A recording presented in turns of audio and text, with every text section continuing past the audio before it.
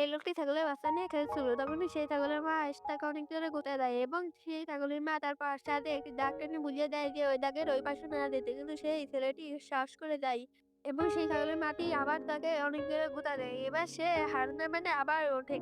উঠে স্নোম্যান সেজে তার বাচ্চাকে তৈরি করতে যায়। কিন্তু সেই ছাগলের মা বুঝে তাকে অনেক জোরে আঘাত করে। এরকম সে অনেক টেকনিক খাটায় কিন্তু একটাও কাজে লাগে না। এবার সে বড় একটি মিসাইল নিয়ে এসেছে। মা ছাগল থেকে বাচ্চা ছাগলকে নিয়ে যাওয়ার জন্য।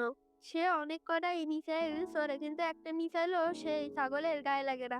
এবার সে নিজেই মিসাইল হয়ে সেই ছাগলের গায়ে আঘাত করে। ছাগলটি উড়ে সে বাচ্চা ছাগলের গায়ে পড়লেই সে বাচ্চা ছাগল ছুঁড়ে পাহাড়ের নিচে চলে যায়। তখনই সে লোকটি সে পাহাড় থেকে লেবে সে বাচ্চা ছাগলকে ধরে ফেলে। কিন্তু সেই দড়িটি ছুটে যাওয়ার জন্য সে মা ছাগল সেই দড়িটিকে ধরে কিন্তু কোনো লাভ হয় না। মা ছাগলও পড়ে যায়।